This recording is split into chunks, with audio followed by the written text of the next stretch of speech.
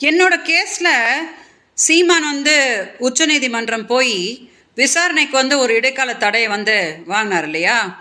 அதில் வாங்கும்போது நீதிபதிகள் சொன்னாங்க, இந்த மாதிரி விஜயலட்சுமிக்கு ஒரு இழப்பீடு கொடுங்க அப்படின்னு சொல்கிறாங்க. சீமானோட வழக்கறிஞர் சொல்கிறாங்க, ஆமாம் நாங்கள் அதை தான் பேசிக்கிட்டு இருக்கிறோம், நாங்கள் உறுதியாக பண்ணுவோம் அப்படின்னு சொல்லி அந்த ஆர்டர் வாங்குறாங்க. வெளியில் சீமான் பத்திரிகையாளர்களை சந்திக்கும் போது, நான் அப்படி ஒரு இழப்பீடுலாம் கொடுக்க போகிறதில்ல அப்படின்னு சொல்லிட்டு போகிறார்.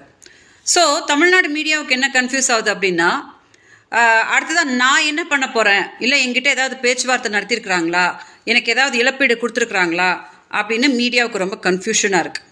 ஸோ நான் எல்லாருக்கிட்டையும் பேச முடியாதனால இந்த வீடியோ வாயிலாக எல்லாருக்கும் கிளாரிட்டி கொடுத்துட்றேன். இப்போது 14 வருஷமாக இந்த கேஸில் நான் எப்படி போராடிட்டுருக்கேன் அப்படின்னு உங்களுக்கு எல்லாருக்குமே தெரியும். இதில் எந்த அரசியல் இதுவும் கிடையாது. சீமான் தான் தப்பிக்கிறதுக்கு இவங்க பின்னாடி காங்கிரஸ் இருக்காங்க, இவங்க பின்னாடி பாரதிய ஜனதா இருக்காங்க, இவங்க பின்னாடி திமுக இருக்காங்க அப்படின்னு சும்மா பொய் சொல்லிக்கிட்டு தப்பிச்சிட்ருக்கிறார்.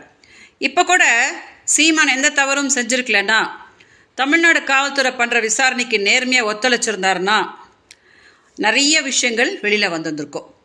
அடுத்ததான் நிறைய உண்மைகள் வெளியில் வரப்போகுது அப்படின்ற பயந்து தான் உடனே சுப்ரீம் கோர்ட்டு போய் அங்கே ஒரு ஸ்டே கொண்டு அவர் வெளியில் மீடியா கிட்ட அவள் ஒரு பாலியல் தொழிலாளி, என்கிட்ட வீடியோஸ்லாம் இருக்குது அப்படின்னு சொல்லிட்டு என்ன மறைமுகமாக த்ரெட்டன் பண்ண பார்க்குறாருன்னா, அப்படி சொல்லிட்டா நான் பயந்து போய் ஃபர்தர் இந்த கேஸில் நான் எதுவும் போராட மாட்டேன், அப்போ தானாக இந்த கேஸ் அப்படியே முடிஞ்சு போய் எல்லாரும் இதை கொஞ்ச நாள் பேசிட்டு மறந்துடுவாங்க அப்படின்னு சீமான் ஒரு கணக்கு போடுறார்.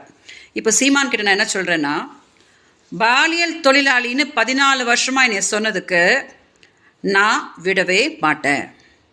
சுப்ரீம் கோர்ட்டுக்கு எடுத்துகிட்டு போய் ஏன் என்னைய 14 வருஷமாக சீமானும் நாம் தமிழ் கட்சிக்காரங்களும் என்னைய பாலியல் தொழிலாளின்னு சொல்லி டார்ச்சர் பண்ணி சாகர லெவல் வரைக்கும் என்னைய தள்ளுறாங்க அப்படின்றதுக்கு சீமான் அங்கே பதில் சொல்லியே ஆகணும்.